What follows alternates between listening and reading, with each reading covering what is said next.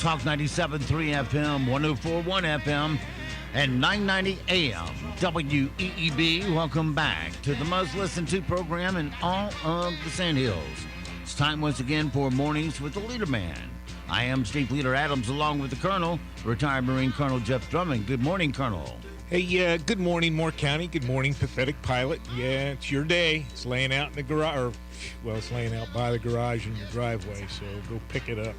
Hey, yeah, old Rand Paul, boy, he dissected Dr. Faustus like a flounder. Like a frog in high school biology class. So, yeah, there you go, folks. More big lies by Faustus. Mask on, mask off. Sounds like a commercial. Yeah, I don't know. What else can you do? Let me see. If you've been vaccinated, wear the mask. If you haven't been vaccinated, wear the mask. The vaccinated are at risk from the unvaccinated. So, yeah, why get vaccinated? This whole thing is confusing as hell to me. So, yeah, the more you read, the less and less I'm liking all of this stuff. So, yeah, you got to get off the mainstream media because they're lying to you. They won't cover half the stories about it. Several counties in California have reduced the overall death toll by 25% because some of the coroners out there have finally come out and with the truth and done away with some of this excess COVID blame for deaths in the counties out there. And the big lie is that everybody who is hospitalized with this new variant of COVID is unvaccinated. That's a lie. Deaths associated with the vaccine, nobody's died from the vaccine, etc. That's a lie. So I'm not sure where you're going to get the truth on all this, folks. But, boy, it's bad. It's really, really bad. Don't forget, of course, we're being heard and seen around the world on our live video stream. That's up and running right now at Talk, and I just looked at it, so I know it's there. It's at talk973.com or talk1041.com or weeb990.com. Top middle of the page is where the link's located. Click that, and you're watching that quick. And if you're on your mobile device, fire up YouTube and put Mornings with the LeaderMan in the search. LeaderMan, one word spelled like it sounds. And if you're just looking at audio stream, that's easy too. On your portable device, fire up a streaming app such as TuneIn, iTunes, Streamer, many others work. Put WEEB in the search. And if you're on our website, upper right-hand corner of every page has an icon that says On the Air Listen Live. Click it once, and you're listening that quick. Weather for us today here in the Sandhills area, partly cloudy, hot, humid 90. Tonight, clear 69. Tomorrow, the same as today. Friday, the same as today. Saturday, same as today. Sunday, same as today.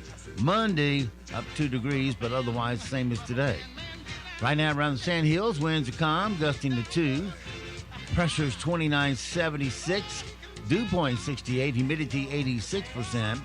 Ceiling is at 10,000 feet, and it is mostly cloudy and 74 degrees. Currently here at Talk 97.3 FM, 104.1 FM, and 990 AM WEEB. All right, it is 7:36, 36 past the hour. You were talking about Fauci there. I assume you watched the interchange with Rand Paul yesterday, where Rand basically had documents right there in front of him, says, you lied to Congress. You can go to jail for that. And Fauci coming back saying, I said everything correctly. And Senator Rand, you don't know what you're talking about. Well, he can read. Yeah, by his own definition. He said, Rand Paul pointed out by your own definition, by your own documents, which Rand Paul had in his hand, gain of function research was conducted at the Wuhan and was paid for or subsidized, or grant money was spent from Fauci through his minions, etc., to do that research. And that's all Rand Paul said was, you lied, you said you didn't do it, and here's your own document that says you did. And Dr. Faustus there, well, that's not gain-of-function research. Well, let me read it to you. And Rand Paul did, and Fauci again denied it and lied, called Rand Paul the liar, and shook his finger and got all humpy about it. So Faustus should go to jail for the rest of his miserable life, and anybody who touched that money, getting it to the WU, should probably join him. Now, Rand Paul did not accuse Faustus of having killed all these people due to the COVID spread. That's not what Rand Paul said. He didn't imply it either. Faustus said that and put that out there and put the words in Rand Paul's mouth. All Rand Paul said was, hey, according to you and your definitions, you funded gain-of-function research at that Wuhan Institute, and that was against federal law. The feds had, the Congress had already shut that funding down. He sent it over there anyway. Faustus, in fact, did it and made sure the money got there. And Faustus is the liar, and Faustus should go to jail for it. Yeah, and one thing I don't understand is why would we put money into a gain of research fund, gain of purpose fund, I guess it is, where, according to what I heard, that they took two animals with a virus, combined it together, and created a super virus that would then infect humans. Prior to that, it would not infect humans. And so they gained the function by making it a human-killing virus. Why would we do that? Because there's no way to control it once it's out of the bottle. Well, my understanding is it's illegal to do here in the United States. So, the Chinese, they're all over it. So, yeah, let's do it over there. That, why you would do it? Well, as a military weapon or a political military weapon, however you want to express that. Well, I was listening to, let me just interrupt. I was listening to Mike Huckabee last night. He said some of that research is going on here in North Carolina. Well, yes. Well, I don't know that the research. Well, there was some of the initial research was conducted here by a couple of people, in Cary or wherever. I'm not sure what university institution. Probably the Research Triangle Park. Well, it was up there somewhere, but my understanding was the gain of function portion of that was supposed to have been curtailed. And again, gain of function is you have a virus in a particular mammal, not a human, but some other mammal, and it will, do bodily harm to that mammal. And gain of function research is to take that virus, play with it, so that now what would only hurt that particular mammal, say a bat or whatever, and now make that virus transmissible to humans. That's gain of function by Dr. Fauci's own definition. And that's what he funded to do, was to take a virus that would not normally infect a human and turn it into something that will infect a human. And yes, that was done here in North Carolina for a while. I don't have all the specifics on that, but now the Chinese have it over there, and Dr. Faustus, in fact, paid for it with our tax dollars. Right. Yeah. And it's now collapsing our system, our medical system. It's creating all this divisiveness and everything else. Dr. Fauci, he is the face of all of that here in the United States. He should go to jail. All right. Well, we'll see where that leads. Right now, we're going to go to the best of the late night Eunuch boys from last night and see if any of this is humorous to the Colonel. And it would be if I would learn how to run this control board over here. I had to turn down Rubber Band Man and then cut it back. Bezos flew to space aboard Blue Origin's New Shepard rocket. First Branson, now Bezos. Tomorrow Warren Buffett is going to try to get up there with balloons like the old guy from Up. Now, you do know that the whole trip took only 10 minutes. From the time they said liftoff to the time he landed, 10 minutes. It takes longer to microwave lasagna. Major League Baseball has reportedly banned a New York Yankees fan for life from every MLB ballpark after he threw a ball from the stands on Saturday at a Boston Red Sox outfielder. Said the Yankees, does he have a curveball? A 20-acre mountain in Switzerland is up for sale on eBay for $235,000, but they really hammer you on the shipping. And from our top eunuch boy from last night, Jimmy Fallon, read a bunch of describe a sports badly tweets from viewers last night. Fencing. Beekeepers trying to stab each other. Synchronized swimming, but for drama majors. Basketball, you have 24 seconds to pass the ball to the most talented player. Shot put, the thing you always wanted to do in a bowling alley but couldn't. Curling, competitive Swiffering. Yeah. Gymnastics balance beam, ultimate driving while intoxicated test. Cricket, baseball but with a British accent. Hockey, mullets on ice. There you have it, everybody. Now, cricket is not baseball, period. Nope, sorry. Let's see, Dolly Parton. Remember back when she posed on the cover of Playboy in a bunny outfit? Dolly Parton did? No, Yeah, I that don't was remember that.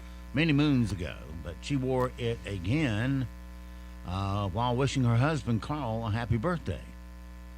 And you don't have to believe me. Check out this audio from a video she posted on Twitter. You're probably wondering why I'm dressed like this. Well, it's for my husband's birthday. Remember, sometime back I said I was going to pose on the Playboy magazine when I was 75? Well, I'm 75 and they don't have a magazine anymore. But my husband always loved the original cover of Playboy, so I was trying to think of something to do to make him happy. He still thinks I'm a hot chick after 57 years, and I'm not going to try to talk him out of that. What I did for his birthday, I did a little photo shoot.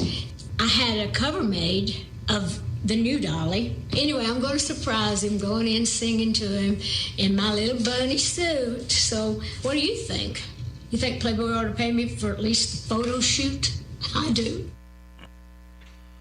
Playboy. Yeah, there you go. Well, she's admitted that she's had a little surgical help to get her where she's at. And keep her where Really? she's She at. had to admit to that, huh? Yeah. Okay. Pretty much how it worked out. I'm looking at something here. I'm getting ready to play the audio on. Gracious. All right, then we'll do it. A car full of people reacted in horror as another car comes flying through the air and crashes in front of them. Now imagine you're going down kind of a service road thing right next to a highway, and there's a steep bank there that goes up to the highway. And all of a sudden the car comes across the guard railing in that steep embankment and literally flies through the air down to the road you're on and smashes in front of you. Well, that's what's happened here. And they call 911 and jump out and help. This happened in Yuba City, California. How come on, radio. Here we go. And certainly in Yuba City, California. I hope they wash my truck tomorrow. I just came. There was 2 more things I need to put on that list. I'm glad that I was 911, 911. 911. Where's the phone? I'm glad you said something. Maybe nobody was in there. Yeah. Oh my God. Stop it, Yes, Carlos. we are on the onstart ramp on Yuba City, and there was a car that fell off the highway. It didn't fall off. It jumped the whole road. It's a white car, I think. I didn't get off because it's on fire. On fire? Yes, it is. It's on fire. Yeah. They don't care how they just need to know where the car is so they can get to it, whether it flew there or, fell there or whatever. Yeah. Not relevant to the conversation. It looked like Smokey and the Bandit with the car flying through the air. Just give them the address so they can get there and do what's necessary. And if you care, which we don't, the Milwaukee Bucks beat the Phoenix Suns last night in Game 6, becoming the NBA champions. Booker turns, shoots, fires. Shot won't go. Tucker the rebound. And that'll do it. It's over. The Bucks have done it. The long wait has ended after a half century. The Milwaukee Bucks are NBA champions once again.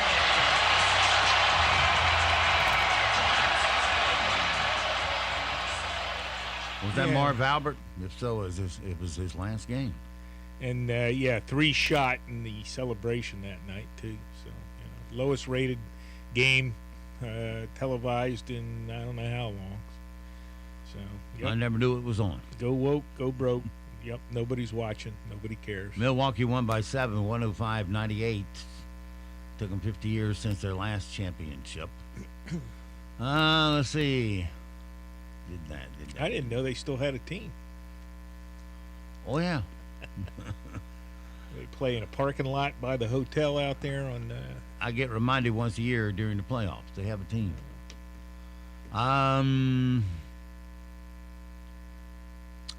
Well, it's National Hot Dog Day, which makes me think of guys like Joey Chestnut, who just won the hot dog eating contest, and other competitive hot dog eaters.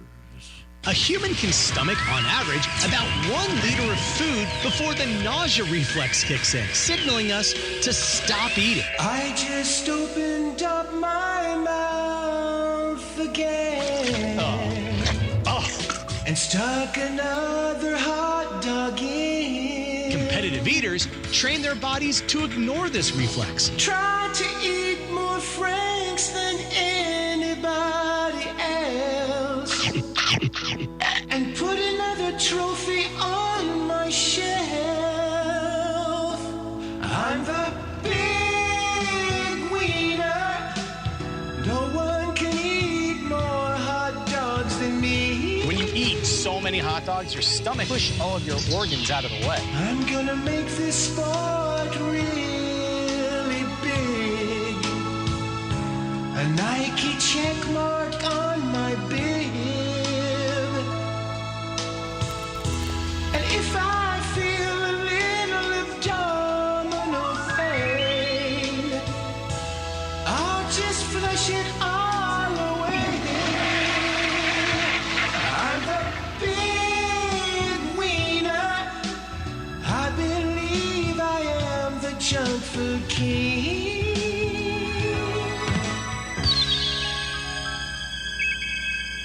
Well, that was a thrill.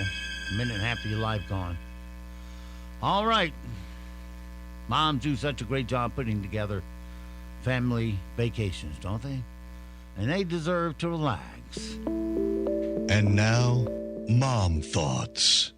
Great vacation, great location, great scenery, great shopping, and the fact that some parents don't teach their kids not to run and scream in the hotel hallway at 7 a.m. I get an early start on the day. I wonder if they're related to the family that thumped and jumped all night above our room. This has been Mom Thoughts. Bring back any vacation memories for you there, Colonel? Oh, yeah. Well, time to roast the entertainment news as we play your not headline news. This is not headline news. The Milwaukee Bucks are the new NBA champions. So now, just like the beer, they're Milwaukee's best. Poland had to send 6 swimmers home from the Olympics after accidentally selecting too many for the team. Guys, if you want the jokes to stop. Jeff Bezos rode a rocket into outer space yesterday. He said he was so high up he could see 32 of his 54 homes. A woman who painted her house pink is now annoyed because influencers are always using it for selfies. Excuse me, ma'am, but doesn't the song say that little pink houses are for you and me? And today is National Hot Dog Day. It's a great day for people who love unused slaughtered parts of pigs, cows, and sheep all ground up and then encased in animal intestines. Bon appetit. This is not headline news. In fact, the majority of people... Well, let me ask you, Colonel, when you make your hot dog, say, on a buffet line, do you put the hot dog on the bun first or do you put the condiments on first? I think you put the hot dog on first. Well, the majority of people say they actually put condiments on the bun first before even laying in that hot dog. Well, good for them. On top of that, more than half argue that the hot dog should be considered a sandwich. Dress the dog, not a bun. Wet condiments like mustard and chili are applied first, followed by chunky condiments like relish, onions, and sauerkraut, followed by shredded cheese, followed by spices like celery salt or pepper. And perhaps the cardinal rule, never ever put ketchup on a hot dog after the age of 18. We all have to grow up sometime. And besides, legend has it that within the city limits of Chicago, you could be arrested for such an offense. You get shot, that's for sure. A North Carolina man is going viral after celebrating his 95th birthday at a skating rink. Here is Gene Elliott talking about his decades-long love for skating. My daughter, she roller skates. My son roller skates, and we're just a roller skating family. Give me 5 minutes over here, or 10 minutes in that little game room up here, and I'll teach you how to skate. All right. And a TikToker goes by the name Bear Bailey has gone viral with videos of himself singing on command in a convenience store. Employees offer him free stuff in exchange for a few verses. Here's a couple of examples. This is him singing Luke Combs, which is a country song, even though I'm leaving, and also Usher's You Got It Bad. Hey, Bear, go ahead, hit this song for me and I'll give you that for free. And say, just cause you're leaving, it don't mean that I won't be right by your side. Hey. When you need me and you can't see me in the middle of the night, just close your eyes and say a prayer. It's okay, I know you're scared when I'm not here, but I'll always be right there. What's up, Mom? When you feel it in your body and found somebody who makes you change your ways, like hanging with you, boo. Said you act like you're ready, but you don't really know. And everything in your past, you wanna let it go up in there. Okay. Some people just can't resist blurting out while someone's singing, can they? The TSA team at JFK Airport in New York City found and returned a missing diamond from a traveler's engagement ring. Here's the TSA employee talking about finding the diamond. I looked out to the checkpoint. The sparkle just hit me instantaneously in the eye, and I was like, no way, this can't be happening. So I got up off the chair. I walked over to where the walk-through metal detector is and the x-ray machine, and I looked down and I picked up the diamond. I mean, that's like a one in a million shot. I was like baffled. I couldn't believe it. Wonder how they found the person who lost it. Somebody probably made a claim or left their name or something. Wonder how long it would take a woman to discover one of her diamonds are missing. I don't know. How big was it? If it was fairly large, probably pretty quick. Let me see if I got details on how large it was. Kill that pot. Well, it's not a bad-looking diamond. I mean, it's one of those midlife diamonds, it looks like. It's pretty good size there, Colonel. I don't know how to look at it and tell you how many carats it is, but I guarantee it's more than one. Oh, well, if it's that large, yeah, you'd probably... I don't know why you'd be wearing that around anyway. Well, it might be an engagement ring. No, I don't care. if I put that one in the drawer and find one cheapware. Get the cubic zirconium out. All righty. We did that already. Texas farmers are saying that the good rain they're having is helping them grow crops and helping their profits increase. In fact, here's agricultural producer Dale Arthro and farmer Randy Allred talking about the really good rain that they have been having. And now I cut the speaker off for that other one. Steve, learn to run this control board. Here we go. That's whenever we have really good years that are above our average. So anytime it rains in the right amounts You know, we have good crops. It seems like every time if we have a good crop, then you don't have a price.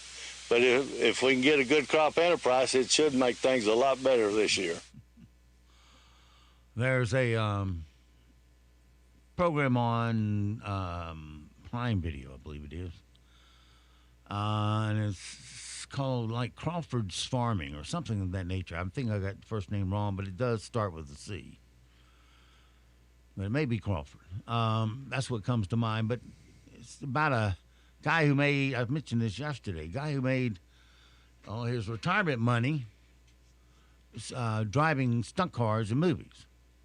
And he retired and bought a 1,000-acre farm. And long story short, he's been putting crops in the ground, and they come back, like they can't pull it out of the field until the wheat has a certain percentage of moisture in it.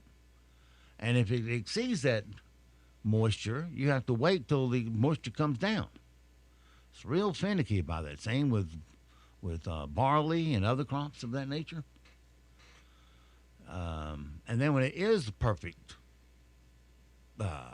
moisture content, then they call the milling company, and they come over and get it while it's at its perfect peak after it's been harvested with the combine. And that combine, some kind of work of technology there, as much as it does, while going down a row of wheat. All right, it's coming up on 8 o'clock. All your latest news, sports, and weather is next, followed by the extended Zumwalt zone. It is currently 74 degrees. Good morning and happy Wednesday. This morning we're seeing some areas of patchy fog and a few very small showers, primarily south. This afternoon we'll see a mostly sunny to partly cloudy sky. Smoke still high up in the sky from the fires in the western United States. Our highs today will be in the upper 80s and low 90s. Mostly clear sky this evening, and overnight tonight we'll see a mostly sunny to partly cloudy sky for Thursday. Highs Thursday in the upper 80s and low 90s once again. I'm meteorologist Zach Malak in the Weather Center. Broadcasting from the top of the North Carolina Sandhills, 97.3 FM, 104.1 FM, and 990 AM. WEEB, Southern Pines, Pinehurst, Aberdeen. News this hour from townhall.com. I'm Rich Thomason.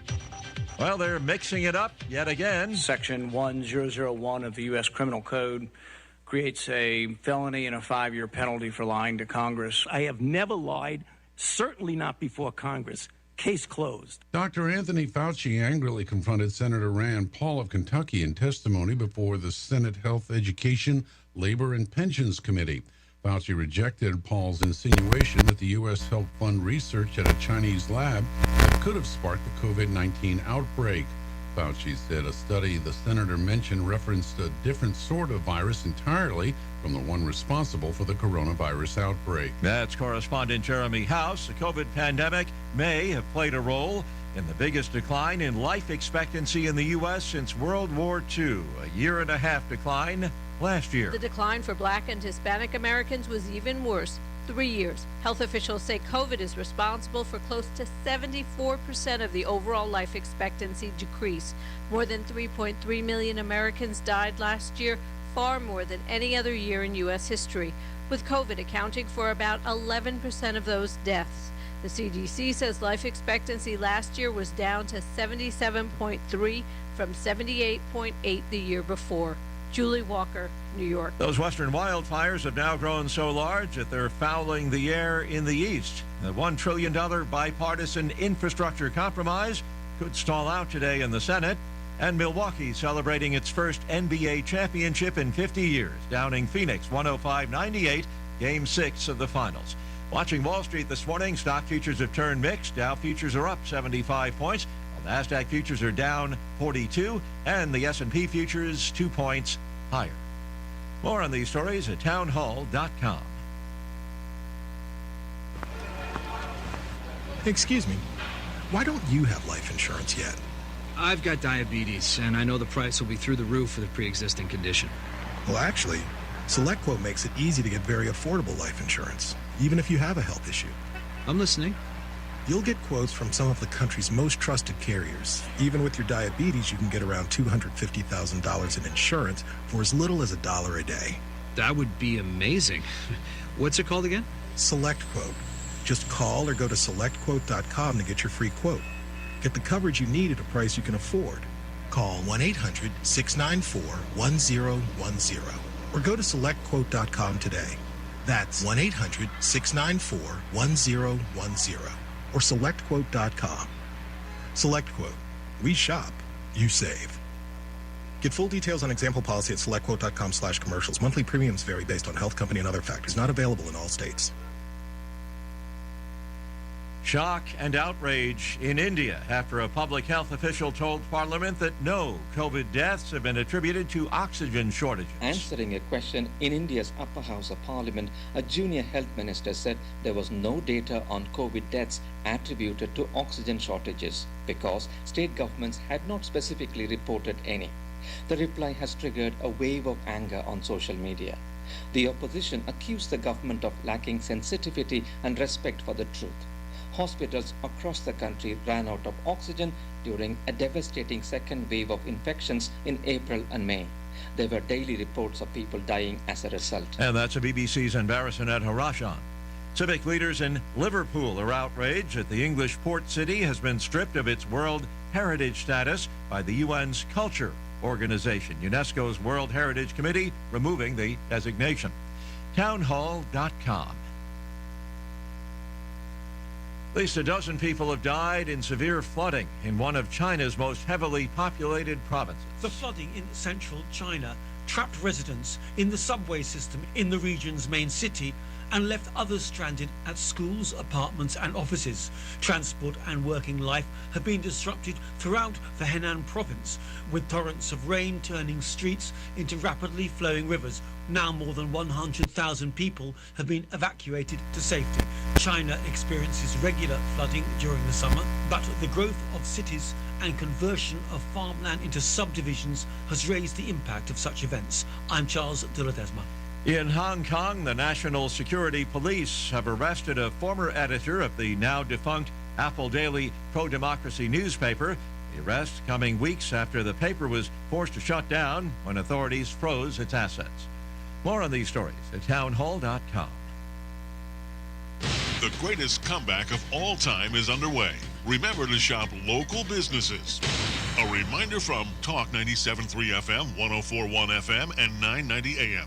WEEB. John Cole's Plumbing Professionals knows that a true professional has the right tools to get the job done. That's why the John Cole pros use the Jetter, a unique tool used to keep your plumbing clean and unclogged, combining hot water and high pressure to cut through tough grease and sewer lines and grease traps. Commercial or residential, it's a job that a regular snake just can't do. Hi, this is John Cole. If you've got a plumbing problem, don't just call a plumber, call a professional at 910-639-4933. John Cole Plumbing Professionals.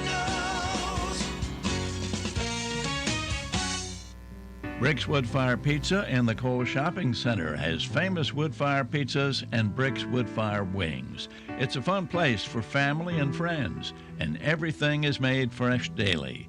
And now, Brick's Wood Fire Pizza has entertainment on the outdoor patio, with Rachel Flooring singing every Friday and Saturday night, beginning at 7:30.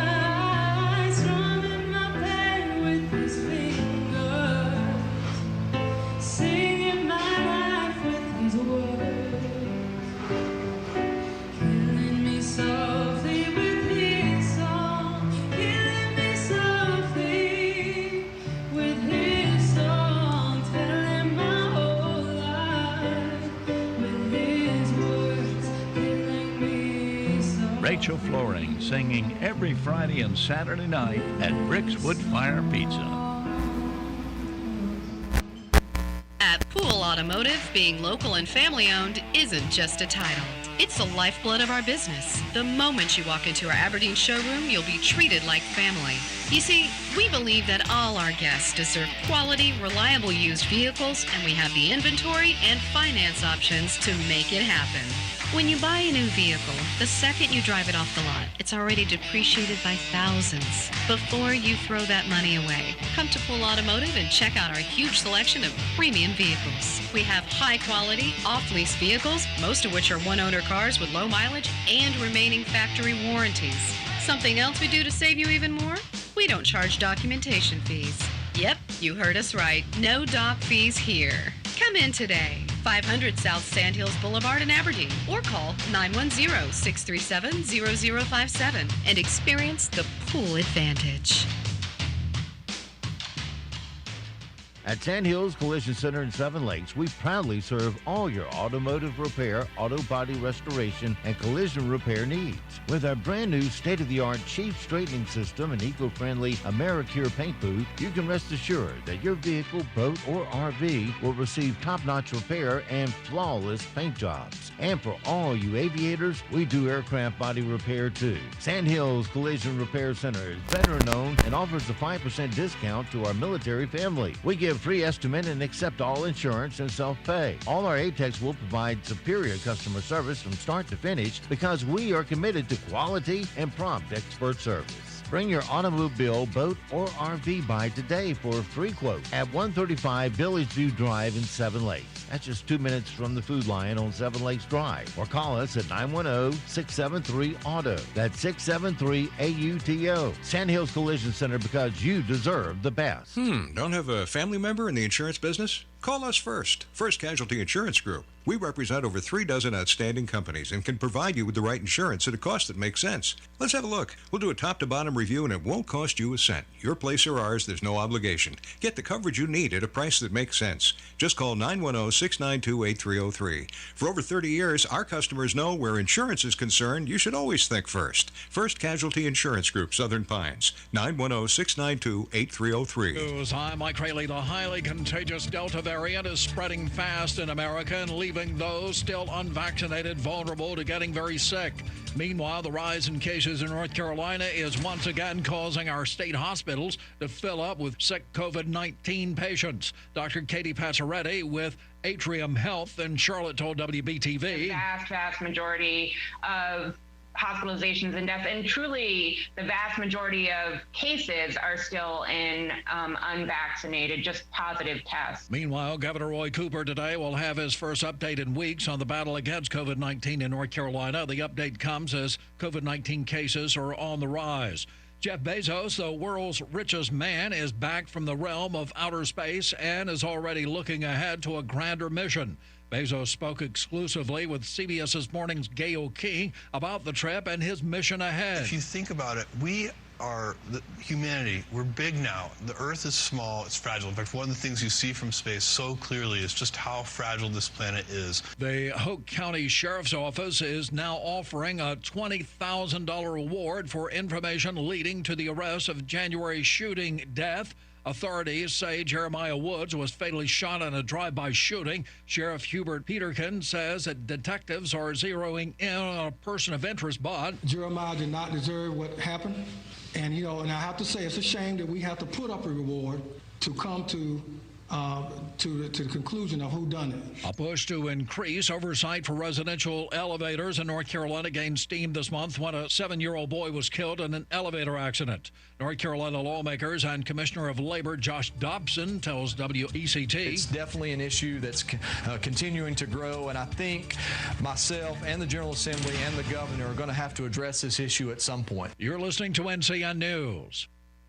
As North Carolina continues to reopen, retailers are more excited than ever for the summer shopping season, and they look forward to seeing you in their stores. While there are no longer any mask or social distancing requirements, each retailer will make their own decision about how to maintain the safety of their customers and employees. So please continue to be kind to the retail employees who have been on the front lines for the last 14 months, and remember to shop NC. The NC Retail Merchants Association proudly represents North Carolina's dedicated retailers and encourages you to shop NC. Learn more at ncrma.org. Fighting cancer is tough on the best day, but imagine a cancer diagnosis without access to affordable health insurance. If you are uninsured, you have a 60% greater chance of dying from that cancer than if you were insured. Care for Carolina is committed to providing more insurance options and health care access. Covering the uninsured means better health for all of us. Go to care4carolina.com to find out more. That's care4carolina.com. Care for Carolina, expanding access, enhancing prosperity. As North Carolina's coronavirus caseload goes up, testing sites are becoming more crowded. The state has added 9 933 infections a day on average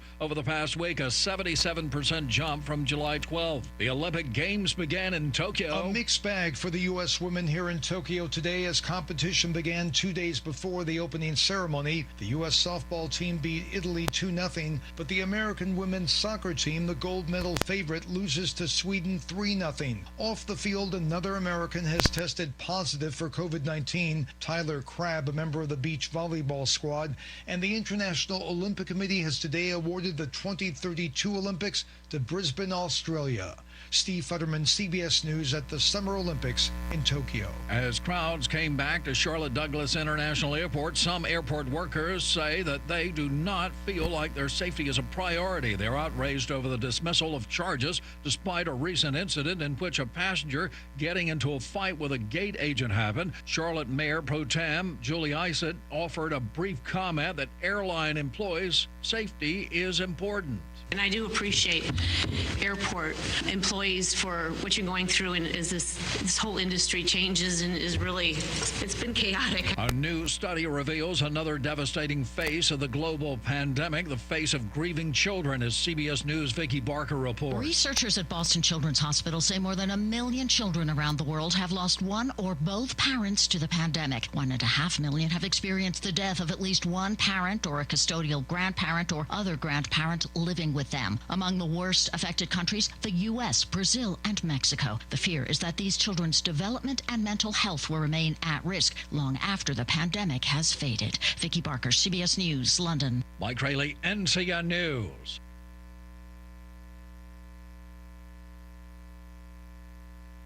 Hello everyone and happy Wednesday. This afternoon we'll see a partly cloudy sky with smoke still high up in that sky from fires in the western United States. Could see a stray shower though this afternoon with highs today in the upper 80s and low 90s.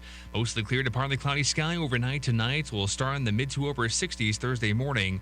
Thursday afternoon we'll see a partly cloudy sky with highs again in the upper 80s and low 90s.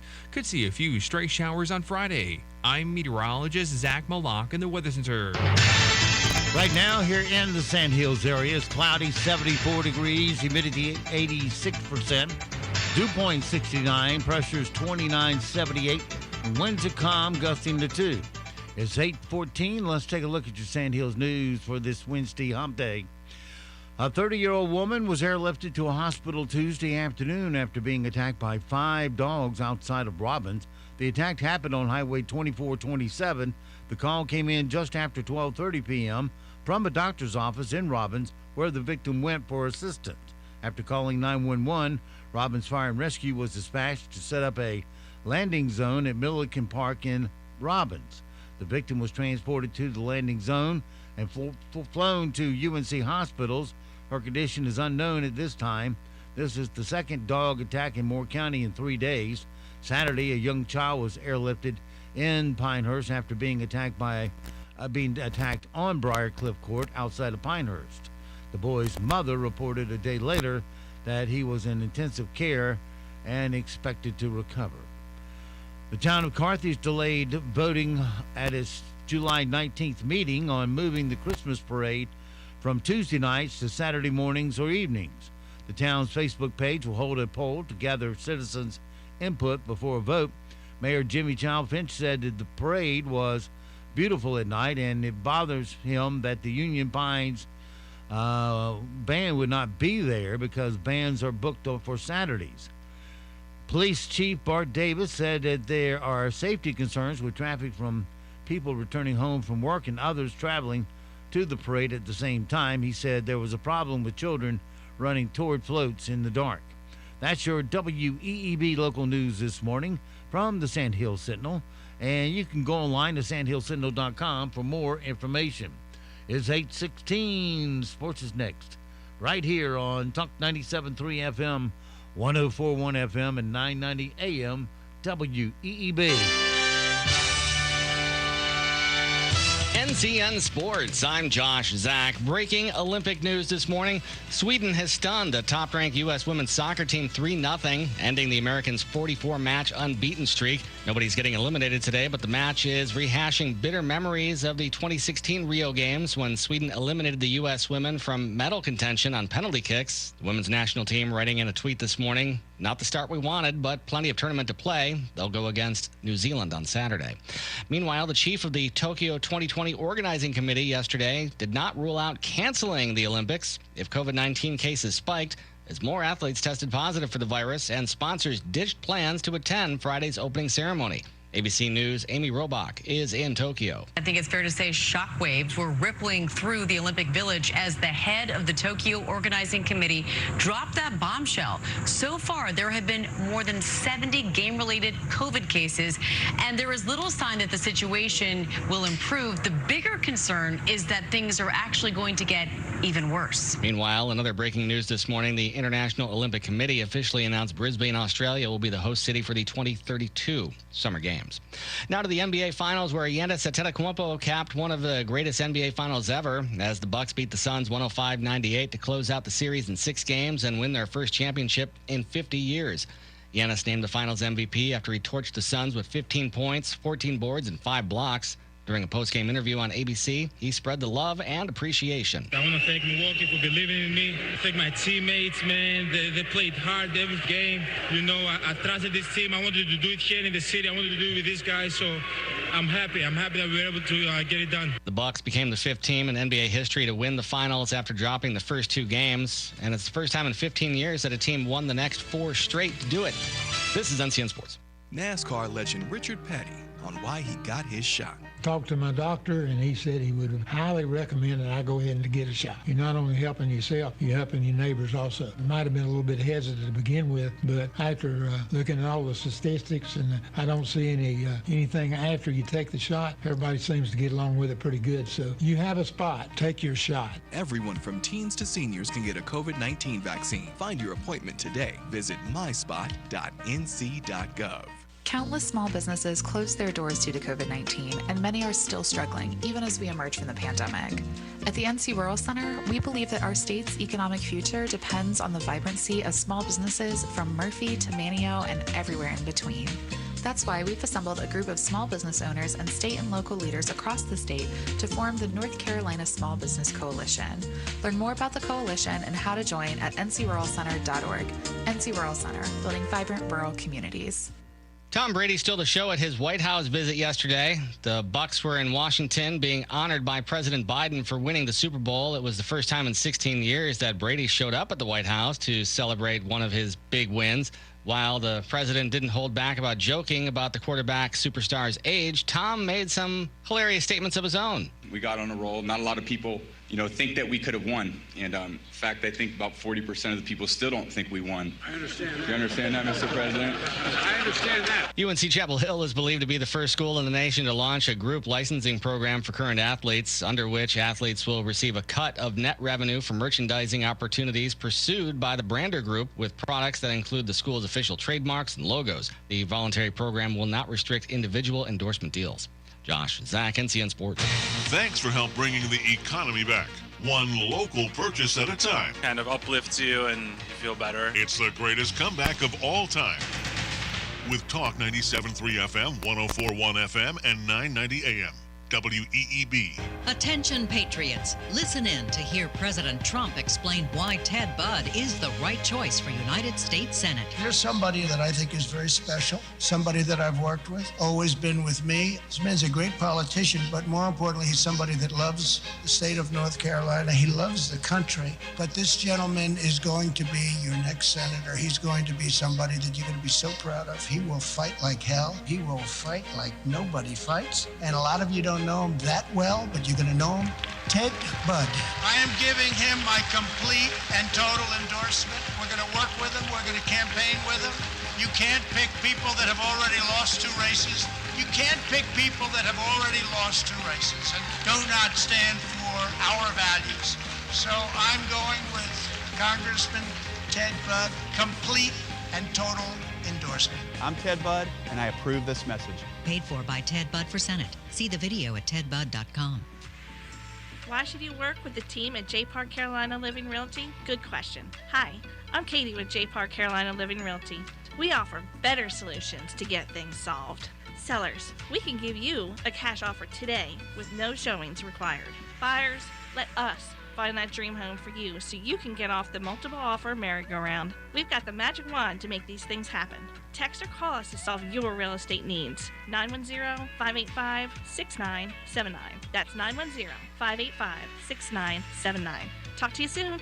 Dealing with the aftermath of a car wreck can leave you feeling stressed. At Ken's Body Works in West End, you'll get collision repair services you can rely on. Family owned and operated for over 20 years, Ken's Body Works specializes in collision repair, body work, custom paint, dent removal, and much more. No job is too big or too small. Ken's certified technicians will have your vehicle back to its factory look and specifications. Call 910-235-0486 for a free estimate today. That's 910-235-0486. This is the perfect time of the year to bust out all your Echo tools and equipment from Beaver Equipment. Thanks to all the storms, my new Echo chainsaw from Beaver Equipment has been getting a good workout. Beaver Equipment is the place to go for rough and rugged Echo equipment for real men. They offer 5-year warranties and are locally owned and operated. So men, get out there and enjoy your Echo Power equipment from Beaver Equipment, Highway 211 in Aberdeen, 910-944-0402. This time of year, it's hard to know whether to put on a coat or short sleeves, not to mention whether to use the heat or AC. But one thing that is predictable is you absolutely need to service your heating and air system to avoid costly repairs or replacements down the road. Call Four Seasons Heating and Air to schedule your service checkup before the summer gets here and it becomes an emergency. Four Seasons Heating and Air, the company that wants you to get comfortable with them. Call 235-0606. That's 235-0606. Aberdeen Prescription Shop is now open to walk in the shop, and the drive-through window and free delivery is still available. All major insurance is accepted, including TRICARE. Order your prescriptions online at AberdeenRxShop.com and click on mobile for the free app, or call 944-1313. Aberdeen Prescription Shop in the Town and Country Shopping Center on US 1. Now open for walk-ins, and wear your mask. Just what the doctor ordered. Keeping the interior surfaces of your car clean has never been more important. So how do you sanitize your interior safely? Hey, it's Anthony from Champion Car Wash and Detail Shop with a pro detailer's tip. Logically, bleach, ammonia, Clorox wipes, or Lysol would be the best products to use inside your vehicle to clean and sanitize, right? However, these products are most often too harsh for the delicate surfaces of today's vehicles. So what can you use? Use a simple soap and water solution to clean the interior surfaces first. While it won't kill germs, it'll remove dirt, grime, and contaminants sitting on the surface. Afterward, you can use a 70% isopropyl alcohol solution sprayed on a microfiber towel, not directly on the surface, to wipe down the vehicle hot spots like your steering wheel, radio buttons, door handles, etc. A 70% isopropyl alcohol mix ensures maximum effectiveness of the sanitizing wipe down. As with any product you're going to use on your car, always be sure to test this on an inconspicuous spot to ensure color fastness and effectiveness in your own vehicle. If you have any questions, don't hesitate to call Champion Car Wash and Detail Shop, 692-5060. Hurricane season has arrived, and it's predicted to be an active one. And with the start of hurricane season, the generator guys at Carolina Power and Generators remind you that while hurricanes and tropical storms are a part of life and responsible for the most severe power outages in recent years, planning and early preparation can make the difference when severe weather strikes. Past hurricane seasons have been active, and experts predict another active season this year with the potential of causing power outages for days.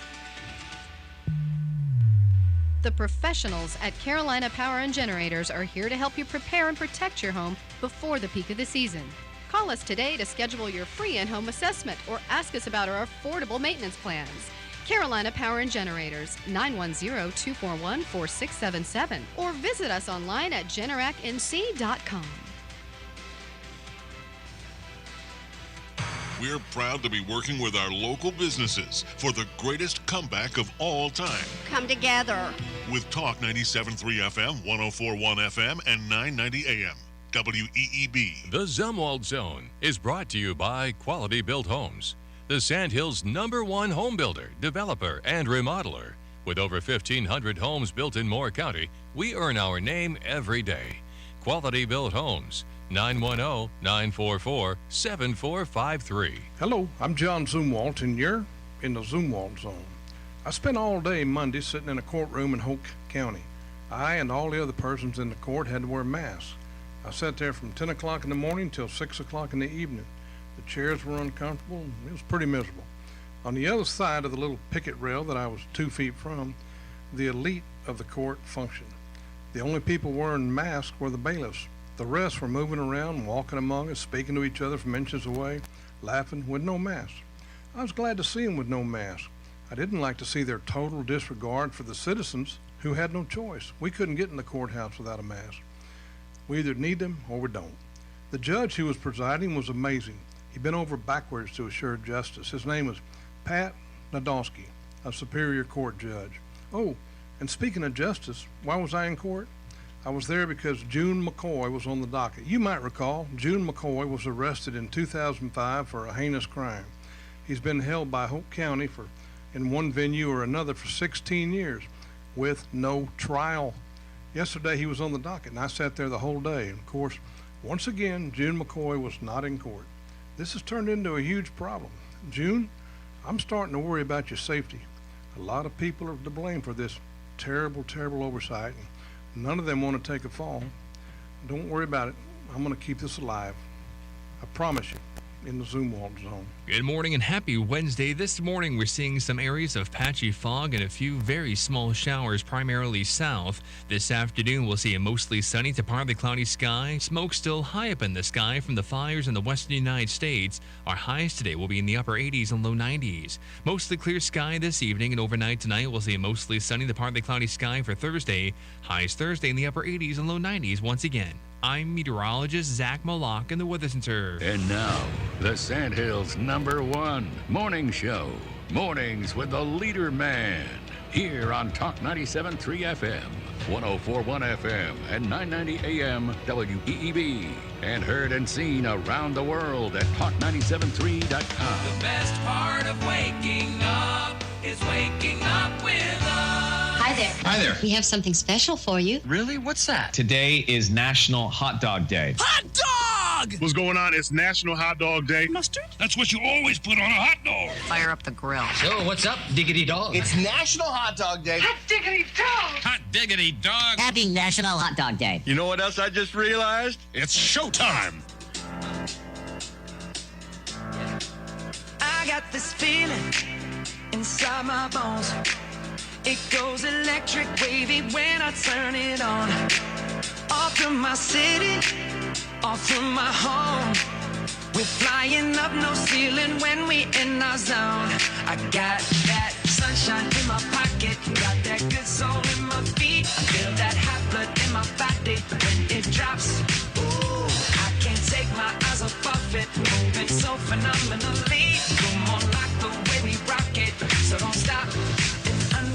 Good morning, Talk 97.3 FM, 104.1 FM, and 990 AM WEEB. Welcome back to the most listened to program in all of the Sandhills. This time, once again, for Mornings with the LeaderMan. I am Steve Leader Adams, along with the Colonel, retired Marine Colonel Jeff Drummond. Good morning, Colonel. Hey, good morning, Moore County. Time to listen up. If you have your apple fritters from Granny's Donuts and a big pot of coffee, John Zumwalt's in. He's got a special guest, a candidate for the state Supreme Court, so you need to sit down and listen up. Don't forget, of course, we're being heard and seen around the world on our live video stream. That's up and running at talk973.com or talk1041.com or weeb990.com. Top middle of the page is where the link's located on your mobile device. Fire up YouTube and put Mornings with the LeaderMan in the search. If you're just looking at our audio stream, that's easy too. On your mobile device, fire up a streaming app such as TuneIn, iTunes, or Streamer, and put WEEB in the search, and will appear at the top of your results. If you're on our website, go to the upper right-hand corner of any of our web pages where the icon says On the Air Listen Live. Click that once and you're listening that quick. Weather for us today here in the Sandhills area, well, it's pretty simple forecast from now through Tuesday. It's just partly cloudy with high around 90. That's it. Over and over again, and lows will be around 70 at night. Right now around the Sandhills, winds are west-northwest at 2, gusting to 5. Pressure is 29.77. Dew point 68, so it's going to be muggy. Humidity 83%. It is sunny and 75 degrees currently here at Talk 97.3 FM, 104.1 FM, and 990 AM WEEB. All righty, it is 8:32, 32 past the hour on this Wednesday hump day, and of course on Wednesday we go with the extended Zumwalt zone. Say good morning to John Zumwalt. Good morning, John. Wait a minute. There you go. Good morning, Steve. Good morning, Colonel, and good morning, everyone. We do have a very special guest. As you know, that WEEB makes this time available to candidates who are running for office. We have a candidate this morning for the North Carolina Supreme Court, the highest court that North Carolina has, and on matters of North Carolina State, the end court, the last court. I hope you'll listen. We have when people get elected to the North Carolina Supreme Court, they have a very solemn responsibility, but we also have a very solemn responsibility to elect the right people, and we've kind of neglected that over the years. I would like to say good morning to Trey Allen, running for Supreme Court. Good morning, John. I'm glad to be here with you this morning in beautiful Moore County. Well, thank you. You know, we always start the same way. We'd like to ask you to take a minute or two and tell us about your personal life. Well, I'd say that, some things that are important to know about me are that my faith is core to who I am. Love of country is also core to who I am. I'm proud to say I am a veteran of the United States Marine Corps. I'm married to my high school sweetheart, Taryn Allen. We have 5 beautiful children, and we my wife homeschools all 5 of them, and I provide some discipline when needed. All right. And I'm originally from Lumberton, North Carolina, by the way. Well, thank you. I want to start off with a statement. People in Moore County are very, very, very much in touch with politics. This is a very conservative county, and one of the worries that we have here is what we've seen, and that is that candidates come and speak to us, and they seem very, very, very much what we want, and then we elect them, and they get in office, and they completely change, and we've seen that over and over and over, and so we're trying to do a little bit better job of just getting to know the people we're voting for. Can you give us some assurance that when you get in, if you are elected to be a Supreme Court justice, which is an amazing position, that you will not abandon the conservative principles that we're going to ask you about today? Absolutely, and in fact, I'll give you an example, if I could. I don't want to skip ahead too much, but I have been a professor at UNC Chapel Hill. Now that might be a strike in the that disqualifies you right there, buddy. You see that diploma? But what I would say there is that if you can be a conservative at Chapel Hill, you can be a conservative anywhere. And one of the things that I focused on there is local government law. A few months ago, the governor began urging cities and counties to impose monetary penalties for violations of his emergency orders.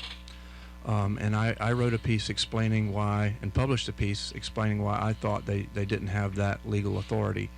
I think that analysis is right. The governor's office went to the attorney general's office and obtained an opinion to the contrary. I was not persuaded by that opinion. So I've continued to stand by my original analysis, even though some folks in high places didn't appreciate it particularly. You know, we've been struggling under all the mandates, the edicts that the governor's put out. I walked outside of a restaurant yesterday evening where I was eating, and there were 5 ladies that I knew out there laughing and having a good time, and I'm not sure there wasn't some alcohol involved, but they were just having so much fun, and it's so wonderful to see our county and our nation finally opening up again. I would like to ask you this question. Now, I'm not sure that everyone understands this, so let me just briefly state it. When we have a candidate for the judicial seat on here, they cannot freely answer any questions that might appear before them, a case they may hear and things like that. So you may hear that Trey Allen talk about that sometimes, but here's what I want to ask you. I think one of the things that sticks in my craw the most about the judicial system in North Carolina is the fact that we, the people, voted for a constitutional amendment that said that voter ID was required. Now, I don't expect you to comment on the legal issues of that, but I would like to ask you about the technicalities of it, how one person who's a judge can overrule the entire will of a people, of an entire state. That is, as I campaign around the state, that is an issue that comes up again and again, because and people are concerned about that. They think we are in a system where ultimately the people have the final say, and I do think that that's the system that our founders intended to give us. When it comes to the constitutional amendment to our state constitution requiring the General Assembly to adopt voter ID legislation, the challenges to that are under federal law, which in our system is the supreme law of the land. And so that's how people are able to go and challenge our state law, even though we have a state constitutional amendment. If I could just say a word, I can't comment on, I can't say how I would vote on the current voter ID legislation if I were to make it to the Supreme Court before that case makes it there, but I would like to say a word about how I think judges should approach challenges to statutes in general. If you look at North Carolina case law, what you'll see is decisions of the Supreme Court saying that statutes are viewed as expressions of the will of the people through their elected representatives. And so courts should be extremely reluctant to overturn them for that reason. And that courts should only take that action when it's clear beyond a reasonable doubt that a law is unconstitutional. That means if there is a reasonable doubt, it's the duty of the court to let the law stand. And that would be the approach that I would take if elected to the court. You know, the Supreme Court, as we stated, is the end. It goes no further. It doesn't go to the United States Supreme Court if it's a matter of North Carolina law. Is that correct? Right. So the North Carolina Supreme Court is an incredibly important court for the reason you just mentioned. When it interprets state law, there's no appeal from that. If it's the state constitution, that's it. The only way to undo that is through a constitutional amendment to the state constitution. When it interprets a statute, that's the final word unless the General Assembly comes back and changes the statute. It often, though, also interprets federal law, and particularly, for example, in criminal cases where there might be issues regarding search and seizure, for example. When the Supreme Court rules on a question of federal law, the only appeal from that is to the U.S. Supreme Court, and the U.S. Supreme Court doesn't hear very many cases. So for all intents and purposes, in almost all cases in which it rules, the North Carolina Supreme Court is it. I want to stay on that subject, but first I'd like to remind everyone that we're speaking with Trey Allen. He's a candidate for the Supreme Court of the state of North Carolina, and I hope that you'll throw on a pair of blue jeans, a pair of shorts, t-shirt, and head over to the Marketplace restaurant. Trey's going to be there. We'll be there about 9:15, and to drink coffee, and the coffee's on me, not on the candidate, but on me. And you may feel free to ask him any questions that you'd like, chat with him, and it's our responsibility to get to know, so we don't stand at the polling place and look at these names and think, who is this? I have no idea who I'm voting for. This guy could be the worst candidate on earth, or he could be the best, but I don't know. So please come meet him. Let's get back to the Supreme Court's responsibility, Trey. We always try to relate this show to the average person out there because we are the average person. I am the average person. And so I don't expect that I will ever appear or have my case before the Supreme Court. Why do I care? How does this affect me and the other folks who are listening? That's a great question, and what I'd say is that decisions of the North Carolina Supreme Court affect the lives of all North Carolinians. The North Carolina Supreme Court in the last few years, for example, has issued important decisions on the authority of local governments. what they can do in terms of zoning, what they can do in terms of their basic regulations. And so since local government ordinances affect everybody, Supreme Court rulings on those subjects affect everybody. There's no, believe it or not, under the United States Constitution, there's no requirement that states operate public schools. We do have a state constitutional requirement that we do that. And in the last few decades, the North Carolina Supreme Court has issued a number of important decisions on that right and what it means. And those decisions have had enormous implications for our public school systems around the state. So those are just a few examples of how the North Carolina Supreme Court's decisions affect our daily lives. We are very aware in Moore County of the education fight, and we're very aware of the fact that the state constitution is the only constitution of the two that addresses that. And so that means a lot to us here. You mentioned local government, and our philosophy here is that all government, the most important government fights are local. And so we want a Supreme Court justice who will rule according to the law and the Constitution. Now, I believe you have some experience in, I don't know the term, Trey, forgive me, but I'm going to throw out what I would call local government law, the study of local government law. Correct me on that term, and please tell us what experience you have there. Yeah, so can I give just my 30-second background? It's all yours. So like I said, I'm from Robeson County originally. I went to UNC Pembroke for undergrad. I went to Carolina for law school. My first job out of law school was in the Marine Corps. Spent 3.5 years overseas in Okinawa. I did deploy to Iraq, so I'm a veteran of Operation Iraqi Freedom. When I came back to North Carolina, I clerked for Chief Justice Paul Newby. And after that, I practiced law in Raleigh, handling constitutional law cases and other cases, including in front of the North Carolina Supreme Court. I then went to UNC Chapel Hill, to the School of Government there, where I've been a faculty member for 7 years, focusing on local government, and I'll come back to that in just a second. And when Paul Newby became the Chief Justice, thank you, Moore County, he only won by 401 votes. He calls himself Landslide Newby now. That was out of 5.5 million or so cast. When he became the Chief Justice, he asked me to be part of the leadership team for the court system. And so now I'm the general counsel for our courts. I run an office of 10 lawyers, and one of the things we do is give legal guidance to magistrates, clerks, and judges around the state.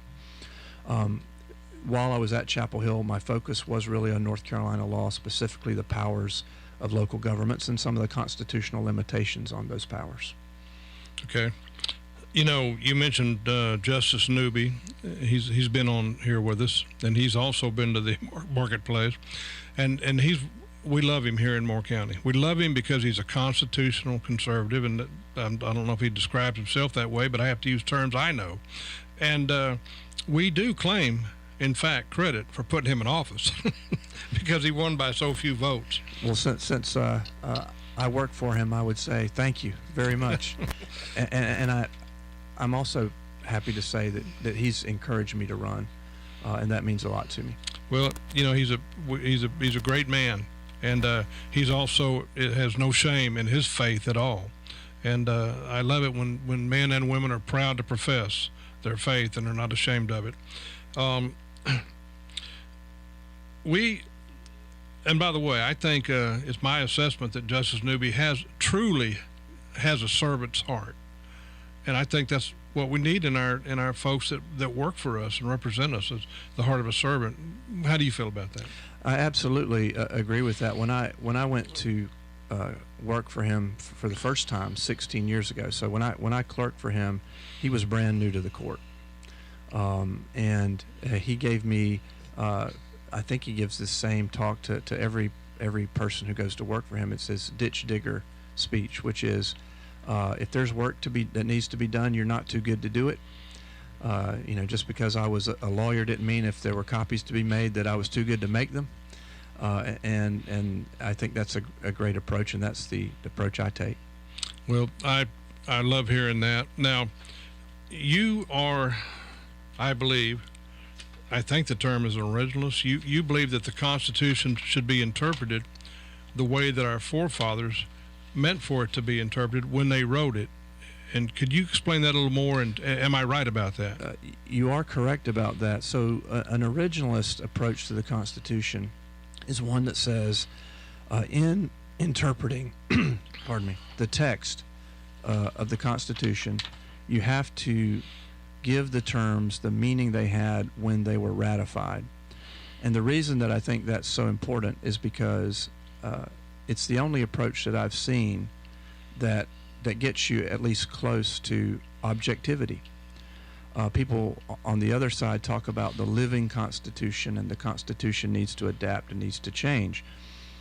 And it's true, you have to apply constitutional provisions that were written in another time to scenarios that might not have been imagined by the people who wrote those provisions. But you still have to be guided by the way those terms were understood when they were ratified. Or, it seems to me, you end up with the Constitution that the judge wants instead of the Constitution that we've been given. And one thing I tell people is, I think if you're a judge, if you're especially an appellate court judge, and all your decisions happen to come out the way that you think they should, you're probably not a very good judge, because that probably means that your judicial philosophy is one that just happens to coincide with your personal preferences. Well, that brings me right to Alexander Hamilton, the Federalist, number 78. A good friend of yours. I went to high school with him, and that was a colonel, by the way. Okay, and by the way, both of you guys are Marines. The colonel and Trey Allen were both Marines. Semper Fi. Yes. So, as I've said many times, having two Marines and one Army guy kind of makes it even. All right, enough of that. Brings us back to Alexander Hamilton, the Federalist, number 78, and you have this on your website. So I'm going to read this one quote, and folks, forgive me if I'm not a very good reader. The courts must declare, this is a quote, the courts must declare the sense of the law, and if they should be disposed to exercise will instead of judgment, the consequence would equally be the substitution of their pleasure to that of the legislative body. You kind of just said that, but could you elaborate on why you chose to put that particular quote on your website and talk to us about it? Absolutely. So, and the website, by the way, is www.treyallennc.com. That quote is up there because, number one, the Federalist Papers are an important source when you're looking at the Constitution and how the terms were understood at the time. And, of course, number two, because in Federalist 78, Hamilton is talking specifically about the proper role of the courts. And so in our modern terms, we would say the role of a judge is to apply the law as written, not to make policy. And I think that's essentially what Hamilton is saying. Policy decisions are supposed to be made by the legislature. I'm not running to be a legislator in a black robe. I'm running to apply the law that's been passed by the legislature, or in the case of the Constitution, ratified by the people of the state. And I don't think there's anything in particular about the 3 years I spent in law school that qualifies me to impose my own policy preferences on the people of this state. Okay, I'm going to put you on the spot. This is not fair, what I'm about to ask you. I asked Justice Newby the same thing, and it's a yes or no question. If you are elected to be a Supreme Court justice, will you come back and talk to us while you're in that role? Yes. Okay. You see, That's we have the correct him. answer, yes. We have him now because he, it's a lot easier to talk to a candidate than it is to get hold of a Supreme Court justice. But we'll hold you to that, and we thank you for that. You were appointed to be the general counsel for the North Carolina Administrative Office of the Courts. You said that. Can you tell us in a little more detail what that means? What does that mean to a guy like me? What did you do? Sure. Like I said, we have an office of 10 attorneys, and one of the most important things we do is provide guidance on legal issues to court officials. So, for example, we've been going through the court system like everybody else and all our other institutions has had to grapple with the COVID-19 pandemic.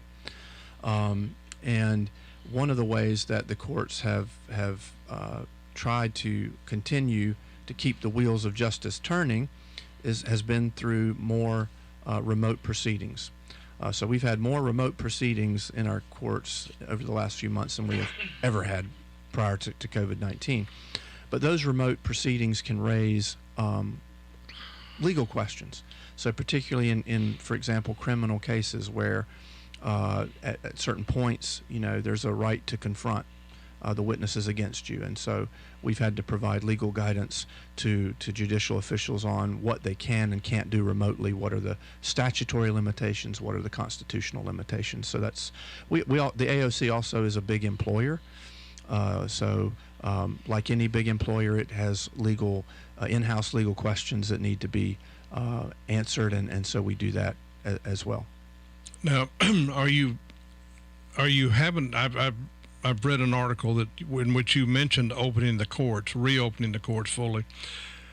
Are you finding that you're having a more difficult time doing this than you thought? And the reason I'm asking this is because it's awful frustrating. I for a person to go to court and to have to stand in the hallway with a mask, or to not be able to enter at all, or stand there for hours. And we expect more than that from our justice system. Now, I'm not prepared at this moment to talk about blame, whose fault that is, but rather, are you having a hard time getting this whole thing moving again? So let me step back a little bit from that and say Chief Justice Newby, one of his top priorities, if not his top priority when he came in, was to reopen the courts, and he has now ended the emergency orders that our courts were functioning under. But in the emergency orders he did issue, that was a constant point of emphasis, that our state constitution requires our courts to be open and to provide access to justice. And so that is something that we push for. The AOC sought legislation from the General Assembly allowing more remote proceedings, so that even where local court officials felt like in-person proceedings would be imprudent, they could do things remotely. The General Assembly was very cooperative and provided that authority. One component of this is that the Chief Justice in his emergency orders really emphasized returning authority to local judicial officials and letting them make decisions based on local conditions. But now, as I said, the courts are no longer operating under emergency orders. So, and the Chief Justice has made it clear that he really wants our courts to be up and running. I think by and large across the state, local judicial officials have responded to that. But the Chief Justice is not a dictator, and local judges are independently elected, and so there are some limits to his ability to control what they do. Trey, when people think about court, at least people like myself, we think about going to court and testifying in a maybe if you got a ticket or someone broke into your home, and we think about ourselves sitting on the witness stand and testifying. But the Supreme Court is not. I'm asking this in the form of a question, not as a statement for you to say yes. But my take on this is that you guys don't rule on whether or not the guy's guilty or innocent because he didn't see the other car. Rather, you rule on matters of constitutionality. Can you make that a little more clear? Because I did an awful job on that. No, so you didn't do an awful job. The Supreme Court is very different from a trial court, and I'll say that the fact that someone's been a trial court judge doesn't necessarily mean that they would be a great appellate court judge. What we really want is that we want a good team. For one thing, a trial court judge decides things solo. When you're an appellate court judge, you're one of several. In the case of the North Carolina Supreme Court, you're one of 7. And so you need a team of folks up there who have the same values. Of course, they have to exercise independent judgment, but you want them to have the same goals and the same approach. The Supreme Court's job isn't to resolve questions of fact. It doesn't hear witness testimony. It doesn't hear evidence. It looks at the record that's put together by the trial court. And what the North Carolina Supreme Court's primary job is making sure that the lower courts have correctly understood the law, that they get the law right. And so that's how it approaches cases. It's extremely important. We're just about to run out of time. I want to remind you again, we've been speaking with Trey Allen, candidate for the Supreme Court of the state of North Carolina. In about 15 minutes or so, he will be at the Marketplace restaurant at 246 Olmsted Boulevard to answer questions, drink coffee, and we want you to get to know him, to decide whether or not you want to vote for him. So just because you're there, don't think that we think that you're endorsing him. Rather, we want you to get to know him and decide whether or not you do want to vote for him. Just a few seconds, Trey. Anything you'd like to say? I'd like to share my slogan: don't go astray, vote for Trey. Okay. Thank you very much. We appreciate it. Thank Steve? you. All right, and so it goes for this Wednesday. Have yourself a great, safe day. We'll see you back bright and early tomorrow, 7 to 9 for a Thumping Thursday. Until then, be sure to support the mom and pop businesses you hear on our station, because they're the backbone of our economy here in Moore County. We are the orchestrators of our own destiny economically. So give them first crack at that dollar and tell them WEEB asked you to come, because that will help us. And also, don't forget, millions of Americans have fought and they have died to give and protect the freedoms that you get to enjoy today. Live today worthy of their and their family's sacrifice. I'm Steve Leader Adams and the Leader Man, and Nick and Colt the Dog. We'll all see you this afternoon at 2 at the Steamy Dog Park.